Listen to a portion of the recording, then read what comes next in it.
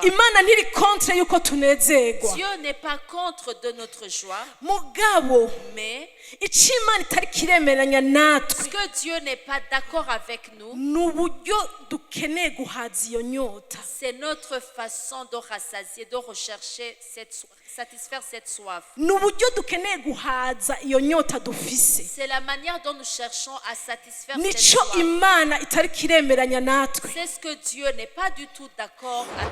Kuko umunezero ukeneye si wa ufise. Parce que la joie que tu cherches, ce n'est pas lui qui Umunezero l'en a. wategezwa kurondera muri Kristo. C'est en Christ que tu dois chercher Kuko ta ni joie. warondera umunezero mu mugabo wawe. Parce que si tu cherches la Ni joie wa dans ton kanya mari, gato. cette joie sera éphémère. Mugabo ni wa persa. Mais si tu perces Ukinjira muri Yesu. et que tu entres en Jésus, Nagira ndakubwira ngo urugo rwa rurakira. j'aimerais te dire que ton foyer sera Kuko Yesu sauvé. niwe solution. Parce que Jésus, c'est la Murumva iryo solution. jambo.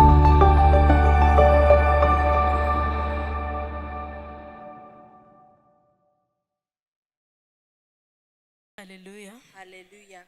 Ndabaramukije mu izina rya Yesu Kristo. Je vous salue tous au nom de Jésus-Christ. Numva ntewe iteka ridasanzwe kuri uno mugoroba. Un honneur a été fait à moi ce soir Numva nshima Imana cyane gose et je rends grâce à Dieu kubw'ubuntu bwayo. pour sa grâce. Gukorera Imana ni privilege. Servir Dieu, c'est un privilège.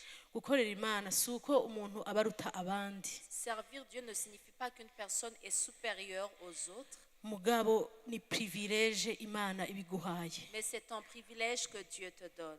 Rero numva ndayishimira cyane Pour cela, je lui remercie beaucoup kuri uyu mugoroba udasanzwe Imana isuye kumpa. pour cette soirée spéciale que Dieu m'accorde encore Uyu une fois. mugoroba utazogaruka C'est une soirée qui ne reviendra plus kandi atanundi uzigera usa nawo. et il n'y en aura aucune qui ressemblera à Nihaza celle-ci. uwundi Si il peut y avoir une autre, uzoba wisa. elle sera particulière. Ndashimira n'uburongozi bwanyizeye Je remercie également le leadership qui a eu confiance en moi kugira ngo nshobore guhagarara hano afin que je puisse me tenir ici. bukanyigirira icyizere. Et également, vous m'avez fait, et le leadership m'a fait confiance. Ndashimira n'umushingantahe wanje Je remercie également mon époux. yavuye kure yarafise urugendo nawe nyene Lui aussi, il avait en voyage. ntiyari gushobora kuba ngaha iyo uno munsi ntari kuba nigisha. Il ne pouvait pas être ici présent si je ne serais pas au programme pour Mugabo prêcher. yavyigoreye Mais il s'est sacrifié. aravuga ati ni jewe wa mbere ntegereza kuja kumushigikira. Il a dit, c'est moi le premier qui doit aller la soutenir. Afise ibikorwa vyinshi à l'intérieur du pays. Il avait beaucoup de travaux à l'intérieur du pays. Mugabo arabiheba aravuga ati ndagiye gushigikira umudamu wanje. Mais il a mis ça de côté pour aller soutenir son épouse. Rero ndamushimira Imana cane. Pour cela, je rends grâce à Dieu pour lui. N'igihe atari ngaha mu Burundi Même lorsqu'il n'était pas ici présent au Burundi, ntanguye kwigisha bari online. quand je commençais à prêcher, il était en ligne. Reka tuje mu bindi. Nous allons changer de sujet Sinaje kuvuga umugabo naje kuvuga ubutumwa bwiza. parce que je ne suis pas venue parler à propos de mon mari, je suis venue parler de la bonne nouvelle. Ariko ndashaka ko tuvugana kuri no mugoroba mwiza Imana iduhaye. Mais j'aimerais que l'on partage en cette soirée que Dieu nous donne. Ndafise teme Imana yashize ku mutima wanje. J'ai un thème que Dieu a mis. Iyo teme iravuga ngo Ce thème est intitulé ni yahe nyota ufise uyu munsi. Quelle soif as-tu aujourd'hui? Ni yahe nyota ufise uyu munsi. Quelle soif as-tu aujourd'hui? Turishigikiza amajambo Nous allons nous baser sur les versets ari muri Yohana ikigabana ubutumwa bwiza bwa Yohana ikigabana cindwi. Nous allons nous baser sur le verset qui est dans l'évangile de Jean chapitre 7 Guhera ku murongo wa 37 à partir du verset 37. haravuga ngo Il est écrit nuko ku munsi uherukira ya misi mikuru niwo munsi uruta iyindi Yesu arahagarara arasemerera ati namba hari ufise inyota naze kuri jewe anwe. Haleluya. Alléluia. Turaraba ayandi ari mu butumwa bwiza nyene bwa Yohana 4 Nous allons également lire dans l'évangile de Jean chapitre 4 Yesu avugana n'umusamariyakazi. Jésus parlant avec la femme samaritaine. Reka duhere ku murongo w'icenda. Commençons à partir du verset 4. 9. Uno musamariyakazi aramubaza ati wewe uri umuyuda none unsaba amazi ute? Jewe ndi umusamariyakazi. Nuko abayuda n'abasamariya banenana. Yesu aramwishyura ati iyo uba wari uzi ingabire y'Imana ukamenya n'ugusavye ngo mpa utwo kunywa uwo ari we nawe uba umusavye. Haleluya. Amen. Nawe akaguha amazi y'ubugingo. Wa mugore aramwishyura ati mugenzi ko ataco kuvomesha ufise kandi iriba rikaba ari rirerire none ayo mazi y'ubugingo uyakura hehe? Mbega uruta sogokuruza wacu Yakobo yaduhaye iri riba yanwa amazi yaryo ubwiwe n'abana biwe n'amasho yiwe. Haleluya. Ndakunda kino kiganiro. Yesu aramwishura ati unwa kuri aya mazi wese azosubira kugira inyota, ariko unwa amazi nzomuha ntazoba akigira inyota namba gushitsa ibihe byose, ariko amazi nzomuha azohinduka muri we imbizi y'amazi yiburuka azana ubugingo budashira. Guhera ku murongo w'icenda. La femme samaritaine lui dit, comment toi qui es juif me demandes-tu à boire à moi qui suis une femme samaritaine? Les Juifs, en effet, n'ont pas de relation avec les Samaritains. Jésus lui répondit, si tu connaissais le don de Dieu et qui est celui qui te dit, donne-moi à boire, tu lui aurais toi-même demandé à boire et il t'aurait donné de l'eau vive. Seigneur, lui dit la femme, tu n'as rien pour puiser, et le puits est profond, d'où aurais-tu donc cette eau vive? Es-tu plus grand que notre père Jacob qui nous a donné ce puits et qui en a bu lui-même ainsi que ses fils et ses troupeaux? Jésus lui répondit, quiconque boit de cette eau aura encore soif, mais celui qui boira de l'eau que je lui donnerai n'aura jamais soif, et l'eau que je lui donnerai deviendra en lui une source d'eau qui jaillira jusque dans la vie éternelle. Amen. Amen. Genda handi kuri seti guhera kuri 37 gushika kuri 39. Évangile de Jean chapitre 7 à partir du verset 37. Le dernier jour, le grand jour de la fête, Jésus se tenant debout s'écria, si quelqu'un a soif, qu'il vienne à moi et qu'il boive. Celui qui croit en moi, des fleuves d'eau vive couleront de son sein, comme dit l'Écriture. Il dit cela de l'Esprit que devaient recevoir ceux qui croiraient en lui, car l'Esprit n'était pas encore, parce que Jésus n'avait pas encore été glorifié. Amen. Haleluya. Alléluia. Yesu ashimwe. Gloire à Jésus. Nababwiye ati uyu mugoroba Je vous ai dit que ce soir, mfise ijambo rivuga ngo j'ai un thème intitulé ni yahe nyota ufise uyu munsi. Quelle soif as-tu aujourd'hui? Aya majambo ndiko ndayasoma En lisant ces versets, yarantangaje. ils m'ont fort étonné. Yantangaje mu buryo buhe? Comment est-ce que ces versets m'ont-ils étonné? Ijambo ry'Imana ryavuze ngo La parole de Dieu nous a ngo dit, inyuma y'iyo minsi mikuru après ces grands faits, ce jour Yesu de atangura fête, kuvuga. Jésus commença à parler. Narageze kugira kurondera ingene iminsi mikuru y'Abisirayeli yari imeze kera. J'ai essayé de chercher comment étaient les fêtes des Barashobora Israéliens. kugira umunsi mukuru umunsi indwi yose. Ils pouvaient se faire une fête durant toute une semaine. Nuvuga ngo barashobora kugira umunsi mukuru umunsi wa mbere, Ils pouvaient faire une fête premier jour, umunsi wa kabiri, deuxième jour, umunsi wa gatatu, troisième jour, umunsi wa kane n'uwa gatanu n'uwa gatandatu. quatrième, cinquième, sixième. Mugabo Yesu ngo abonye iyo minsi mikuru igiye guhera, Et lorsque Jésus a vu que cette fête allait prendre fin, aca atangura kuvuga ivy'inyota. il commença à parler à propos de la Abantu soif. bamaze iminsi banwa, Les personnes venaient de passer des jours en buvant. inyota ijemwo gute? Comment est-ce que le mot soif vient?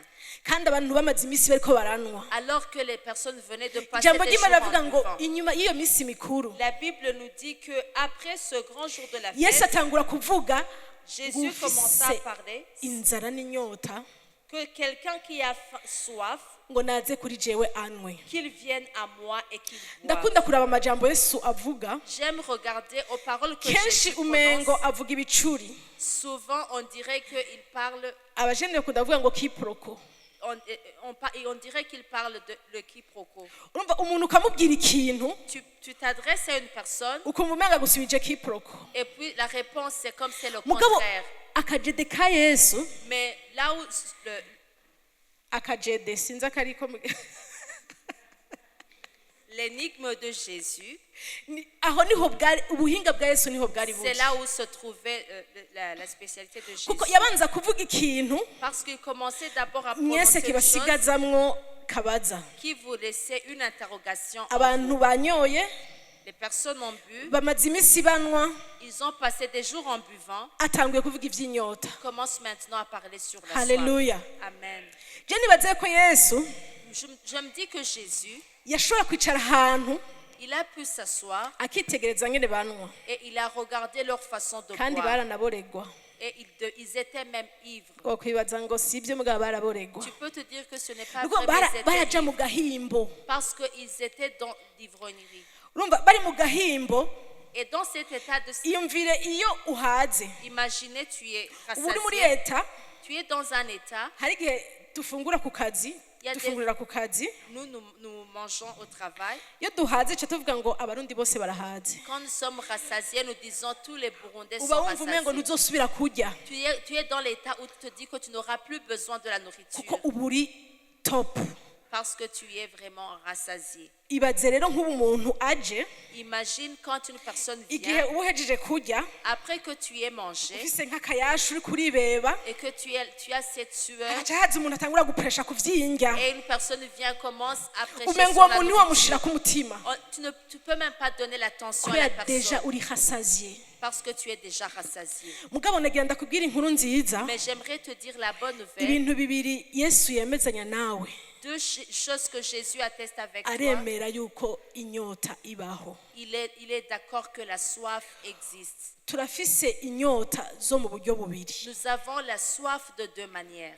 Yesu ashikira urya mugore Lorsque Jésus est arrivé auprès de la femme, ntiyashisha amujija il n'a pas commencé par le juger. yaramubwiye ati urafise inyota Il lui a dit, tu as une soif. ndabizi ko ufise inyota Je sais que tu as la soif. voma aya mazi Puise cette eau. mugabo aya mazi Mais cette eau ntaza kukumara inyota ne va pas satisfaire ta soif. imana idufashe cyane Que Jésus nous aide. hari inyota zo mu buryo bubiri La soif est de deux manières. hari inyota y'indya n'amazi Il y a cette soif de la nourriture et ivyo de nivyo l'eau. twamamo iminsi yose C'est tout ce que nous vivons au quotidien. hari izindi nyota dufise Il y a également d'autres soifs que nous avons. hari inyota yo gutunga Soif de la richesse, inyota y'amahoro soif de la paix, inyota yo kwemegwa soif de l'acceptation, inyota yo kutabajije soif muri société. de ne pas être jugé dans la société. turafise inyota zitandukanye Nous avons différents types de soif. kandi ico nagira ndakubwire Est-ce que j'aimerais te dire, nuko imana iremezanya natwe yuko inyota zibaho c'est que Dieu est en accord avec nous que la soif, na niyo mpamvu Yesu yasanze urya mugore hajya raison pour laquelle Jésus a rencontré la ntiyashitse femme, amubwira ngo uragowe il ne lui a pas dit, oh tu es malheureux. ngo ndaguciriye ku iteka Maintenant je te condamne. Yesu amubwira ati urafise inyota Jésus lui a dit, tu as la soif. kandi iyo nyota niyo nshaka gukiza Et c'est cette soif que je veux mettre fin. imana idufashe cyane Que Dieu nous aide. ndavyibuka jewe narakizwa Je me souviens, moi, avant que je ne sois Nari née mfise de nouveau, inyota. j'avais une soif. iyo nyota Et cette soif, ndafise uko nari narayiciriye inzira j'avais la façon Hari dont ibyo je l'avais nibwira. canalisée. Il y a les pensées que j'avais ivyo nibwira et ce que je pensais. naribwira ngo ibintu vyogenda gutya Je me disais, si cette chose se passe ainsi, nonezerwa je pourrais me réjouir. ivyogenda na gutya Et si ça se passe également ainsi, naho nyene no kwemegwa là aussi je serai acceptée. nari navutse ndi imfuvyi Je suis née orpheline numva à tout prix et je cherchais à tout prix nkeneye kwemegwa d'être acceptée. kandi iyo nyota imana yarayibona mu mutima wanje Et cette soif, Dieu la voyait dans mon cœur. mugabo harageze igihe Mais à un certain moment, imana irangenderera Dieu m'a visité. imana imaze kungendera Après que Dieu m'ait visité, imaze kunyuza mu mahoro yayo après que Dieu m'ait rempli de sa paix, ntangura kubona vya bindi j'ai commencé à voir bimwe pawulo yahora avuga ce que Paul disait, ngo ivyambera inyungu tout ce qui était en gain ngo uyu munsi pour moi. ndabiraba Aujourd'hui, je les ngo regarde vyacitse ubuhombe et sont devenus comme ngo une ndabiraba perte. nk'ivyondo Je les regarde comme de la boue. kubera iki abiraba nk'ivyondo Pourquoi est-ce qu'il le regardait comme de hariho la ayandi maso boue? Il y a un autre regard. hari ikibanza kimwe yari yarakuwemwo Il y a un endroit là où il avait été tiré. ajanwa mu kindi Il a été transporté dans un vya autre bintu endroit. yahora araba Tout ce qu'il regardait bitakaza agaciro a perdu de la valeur. uko niko imana Il en est ainsi yifuza ko que Dieu tubaho veut que nous vivons. hariho ahantu utahavuye Il y a un endroit, si tu ne hariho quittes pas ibintu l'endroit, bitazotakaza agaciro il y a ceux qui ne vont pas perdre kiretse la valeur. umunsi uzovuga ati maramaje À moins que tu dis un jour, je décide kuva muri kino kibanza de quitter cet endroit ngende mu kindi pour aller dans un autre. gushika umunsi uzovuga ati jewe nibimbamwo Jusqu'au jour où tu diras, moi et tout ce qui est en moi, ndagiye je quitte. imana idufashe cyane Que Dieu nous aide. mu ijambo ry'imana Dans la parole de Dieu, turabona akaroro k'umwana w'icangazi nous voyons l'exemple de l'enfant. yari afise inyota nini cyane Il gose avait une grande soif. kumbure yaribwira Peut-être il se disait, ati jewe ifo ko bampa nkagenda il faut que l'on me donne mon héritage, je m'en kandi aille. nkagenda kunezerwa Et que je m'en aille pour me réjouir. hari inyota y'umunezero yari afise Il avait la soif de la joie. gushika umunsi asangira n'ingurube Jusqu'au jour où il a niho partagé yaciye abona avec ko les cochons. yataye umunezero w'ukuri C'est là où il a réalisé qu'il a Gushika perdu la vraie umunsi. joie. Jusqu'au jour, yibwiye mu mutima il s'est dit dans son ati cœur, ndakwiye gusubira iwacu je dois retourner ndakwiye chez kuva muri kino kibanza Je dois quitter cet nkagenda endroit kwa data pour retourner chez mon père. kuva umunsi afatiye ingingo yo kuva muri ico kibanza Depuis le jour où il a pris la décision de yaciye quitter ashobora l'endroit, kubona umunezero w'ukuri il a pu voir la vraie joie. imana ntiri kontre y'uko tunezerwa Dieu n'est pas contre de notre joie, mugabo mais ico imana itari kiremeranya natwe ce que Dieu n'est pas d'accord avec nous, ni uburyo dukeneye guhaza iyo nyota c'est notre façon de rassasier, de rechercher satisfaire cette soif. ni uburyo dukeneye guhaza iyo nyota dufise C'est la manière dont nous cherchons à satisfaire cette nico soif. imana itari kiremeranya natwe C'est ce que Dieu n'est pas du tout d'accord avec. uriya mugore yahuye na yesu La femme qui a rencontré Jésus, yari afise inyota nyinshi elle avait une grande soif yari afise inyota arazironderera icyozuzuza et il cherchait comment combler cette soif. ikimenyamenya ariko aravuga La preuve en est que lorsqu'elle parlait, yesu yaramubwira ati ufise n'umugabo nawe nyene si uwawe Jésus lui a dit, elle a déjà un mari, Jésus lui a ni dit, ukuvuga celui-là ngo n'est pas yari le yarondeye tien. umunezero Ça veut dire qu'elle a recherché la joie. we yibwira ati kurundanya abagabo benshi ku ruhande rwanje Elle se disait avoir beaucoup de maris ivyo autour de moi, bizokuzuza umunezero muri jewe cela va me combler de joie. kandi yesu ntiyigeze amucira urubanza Et Jésus ne lui a pas condamné. mugabo amusanze hajya Mais lorsqu'il lui a rencontré, aramubwira ati ubu buryo ukeneye guhaza umunezero il wawe lui a dit, la manière dont tu cherches à Si satisfaire ta bwo. soif n'est pas du tout correcte. imana idufashe Que cyane Dieu nous aide. ndibuka umunsi umwe Je me rappelle un jour, nari ngozi j'étais en Gozi. ico gihe twagira dutangure kirite mu gitondo ubona nahigiye dutangura À dusenga cette époque, on allait commencer le culte le matin, mugabo nugaye amaso mais en fermant les yeux, mbona mwene data araje arankorako j'ai vu un bien-aimé de l'église est venu et m'a touché, ashavuye cyane étant très en colère, arambwira et m'a dit, mama baruke Maman Barou, inguje kunyumviriza viens m'écouter. nukuri nari numva nagudwebereye mu bwiza bw'imana Vraiment, j'étais plongée dans la présence de numva Dieu umengo aranyishe et j'ai vu vraiment qu'elle me faisait muga du mal. ndamuravye mu maso Mais quand je l'ai regardée dans yari le umumama regard, munini aruta jewe c'était une femme géante plus que moi, muremure élancée. ndamuravye mu maso ndabona ko ashavuye En le regardant dans son regard, j'ai vu qu'elle était ico gihe vraiment fâchée. acanjana inyuma ya Sunday school Et puis elle m'a emmenée derrière les classes de Sunday School. aranganiriza Et puis elle m'a parlé. arambwira ibibazo afise mu rugo Elle m'a dit les problèmes qu'elle a dans son foyer. muri uwo mwanya En cet instant, bivanye n'ivyo nari ndimwo dépendant de mon état, narumva yuko nta nyishu mfise yihuta muri jewe je n'avais pas une question, une réponse rapide avec moi. kubera ko bivanye na leta yarankuyemo Dépendant de mon état dans lequel j'étais. nkiriko ndiyumvira Et lorsque j'étais en train de numva réfléchir, mpemu yera aranteye iteka aransufura akajambo et le Saint-Esprit m'a fait grâce et m'a donné une parole. numva mpemu yarambwiye Et j'ai senti le Saint-Esprit me dire, ngo mubwire dis là, ngo ariko arondera umunezero aho utari elle cherche la joie là où il n'y en a pas. mubwire ariko arondera umunezero aho utari Dis là qu'elle cherche la joie là où il n'y en a pas. yariko arondera umunezero mu mugabo wiwe Elle cherchait la joie dans son mari. mugabo ijambo ry'Imana riratubwira ngo Mais la parole de Dieu nous dit, fais de l'éternel tes délices uhimbagwe n'uhoraho il te donnera ce que ton cœur désire nawe azoguha iby'umutima wawe wifuza. Imana idufashe Que cyane Dieu nous aide. abimbwiye Lorsqu'elle m'a dit cela, maze kubimubwira gutyo après que je lui ai dit cela, yaciye ambwira mama baru yari umunyarwandakazi c'était une Rwandaise, elle m'a dit, Maman Barouk, papa baruka aramuzi Papa Barouk le connaît, yaciye ambwira ngo mama baru elle m'a dit, Maman ngo Barouk, rwose iryo jambo umbwiye ngo rinteye ubwoba vraiment la parole que tu me dis me fait ngo peur. ngaho turabivugana ngo kiriti iheze On va en parler après le culte. okay cyo ndambwira ati sawa Et puis je lui ai dit, ok. hama vers 15h Et vers 15 heures, araza arantora muhira n'umuduga elle est venue me prendre dans son véhicule chez anjana moi. ahantu Elle m'a emmenée dans un endroit. arambwira ngo subiramo rya jambo wavuga Et puis elle m'a dit, répète la parole que tu as dit.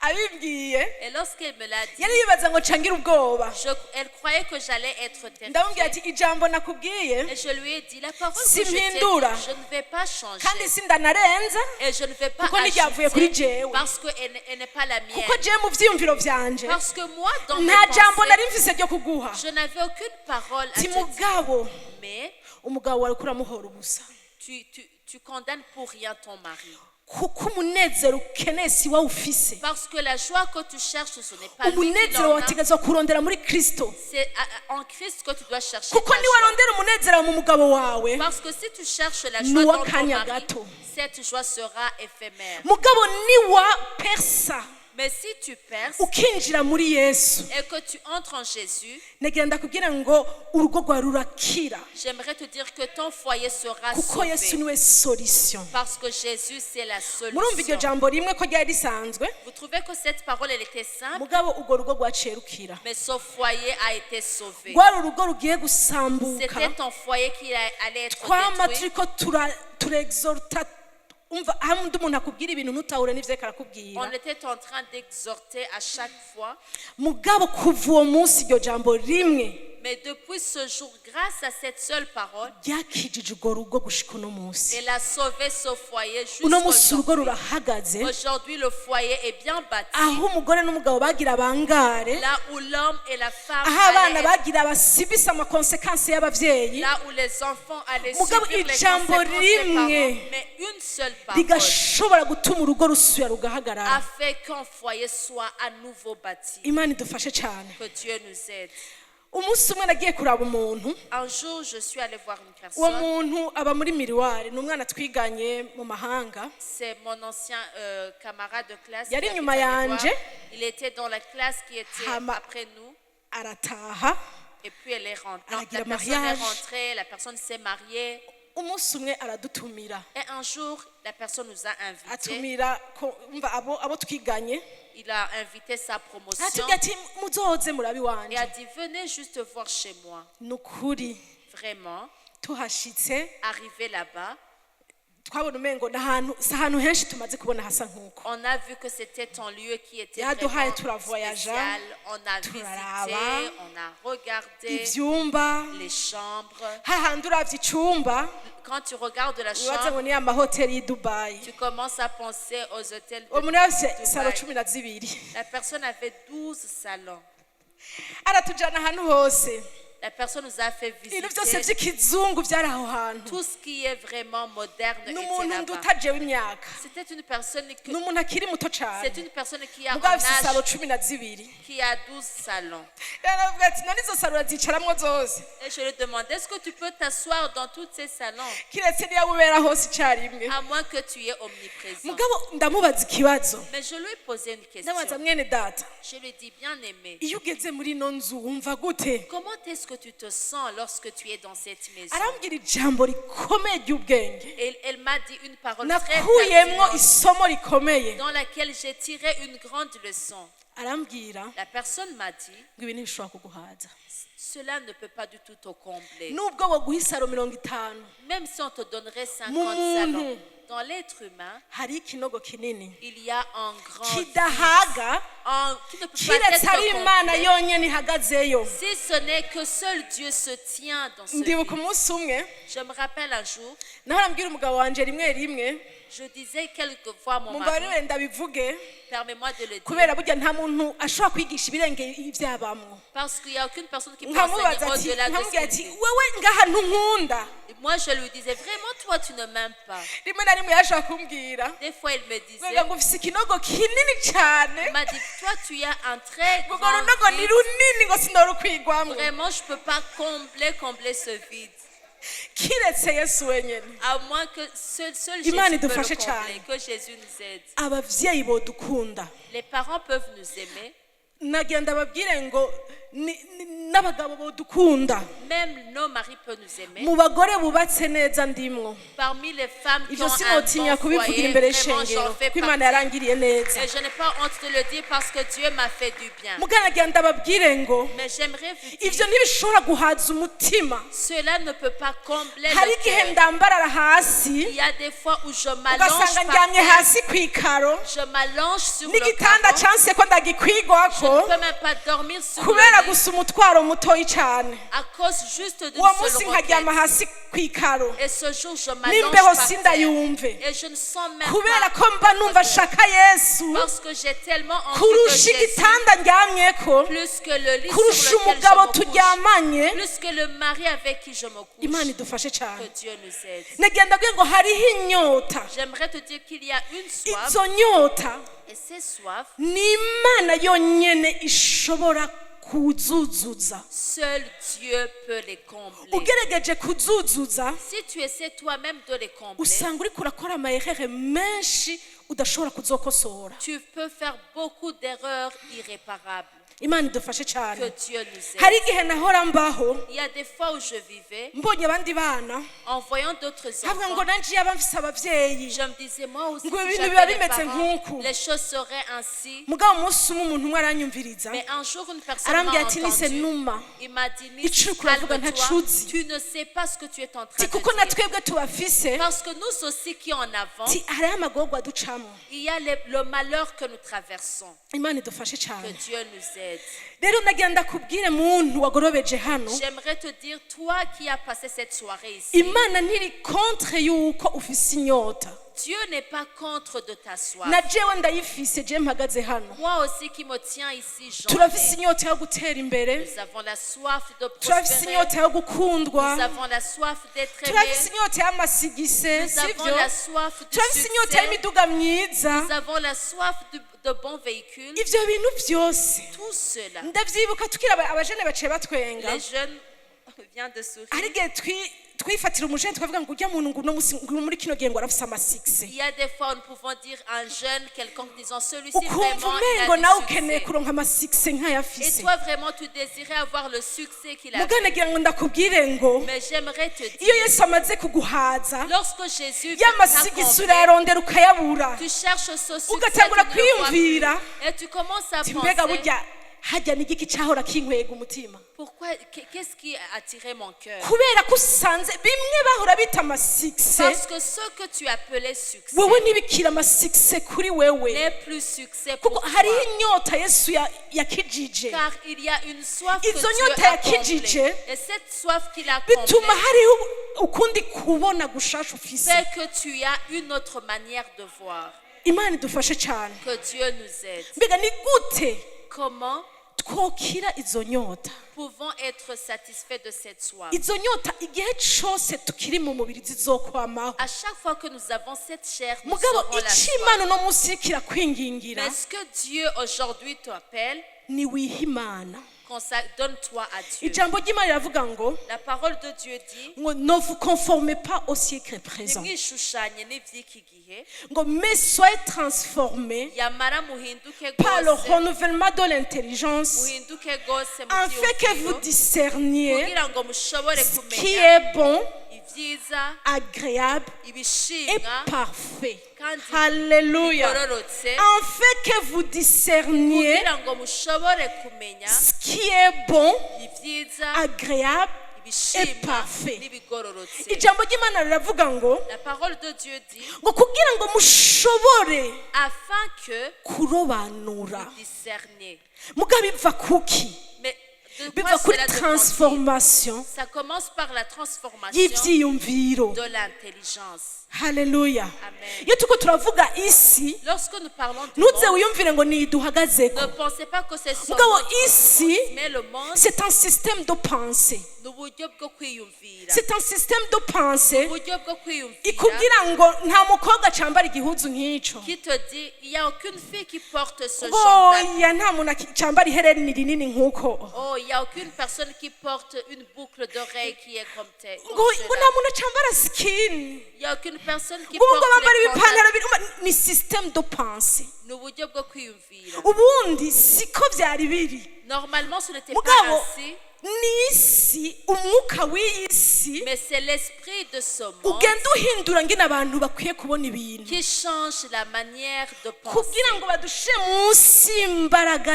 z'isi afin que nous soyons assujettis dans le monde des ténèbres. imana idufashe Que cyane Dieu nous aide. rero ijambo ry'imana riratubwira ngo Et la parole de Dieu nous dit, muhinduke mu byiyumviro byanyu soyez transformés par le ngo niho renouvellement de l'intelligence muzoshobora afin kumenya que ibikwiriye vous puissiez connaître ce qui est niho agréable. ibitwara imitima y'abandi C'est là ceux qui bitazoba attirent les cœurs des bikidutwara autres imitima n'attireront pas nos kuko cœurs. yesu iyo yinjiye mu buzima bw'umuntu Car si Jésus entre dans la vie d'une araguhaza personne, il te uko compte. aba mwinshi muri wewe Plus il est grand en niko toi, hariho ibintu bigenda birakoroka plus il y a ceux qui perdent niko la hariho valeur, inyota zigenda ziravaho plus il y a la soif qui quitte, ukumva umengo ya masikise bahora bakubwira et tu trouves que le succès dont on Ntaco akivuze. parlait n'est plus signifiant. ya masikise ntacyo akivuze pour le moment Et tu trouves que ce succès n'a Ni plus de kubera valeur. iki? Pourquoi?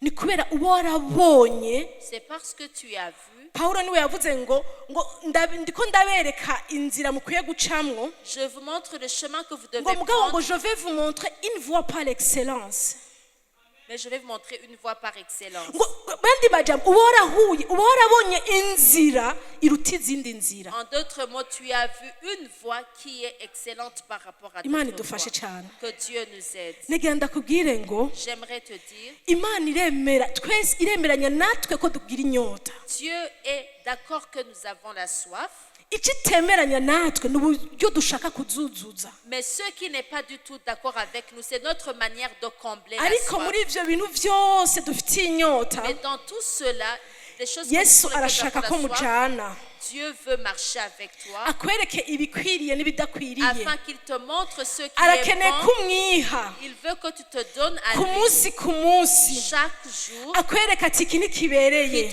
pour qu'il te montre Iki ceci n'est pas kirabereye. agréable, ceci est agréable. gira gutya Fais comme ça, imana idufashe que cyane Dieu nous aide. icyemeranya yuko yesu yemera yuko izo nyota tuzifise Ce qui montre que Jésus est d'accord que nous avons niwe cette yavuze ngo soif, nimwabanze mwiteho ubwami bw'imana no kugoroka kwayo c'est lui-même qui a dit, préoccupez-vous Ngo de leur hama royaume ibindi de Dieu et de la justice, et muzovyongerwa. toutes choses vous seront données par-dessus. mu yandi majambo En d'autres mots, aravuga ati erega ibyo sindabibima il dit, je ne peux pas manquer de vous donner cela. ndabibaha Je vais vous le donner. mugabo imana irifuza ko mujana Mais Dieu veut que imana marche irifuza avec ko toi. mwinjirana muri ivyo Dieu veut entrer dans cela avec toi. kuko nimutinjirana Car si tu n'entres pas hari avec ibintu lui, byinshi il y a bizokononekara beaucoup de choses qui seront qui uzokwiroturuva auront des problèmes. Tu te retrouveras ufise inyota en ayant une soif itazigera ihera qui ne sera kandi jamais uri kumwe comblée, n'umuntu amara inyota alors que tu es une personne qui kandi uri comble kumwe la soif, n'umuntu yari kuguhaza alors que tu es une personne qui pouvait te combler. rero reka kuronderera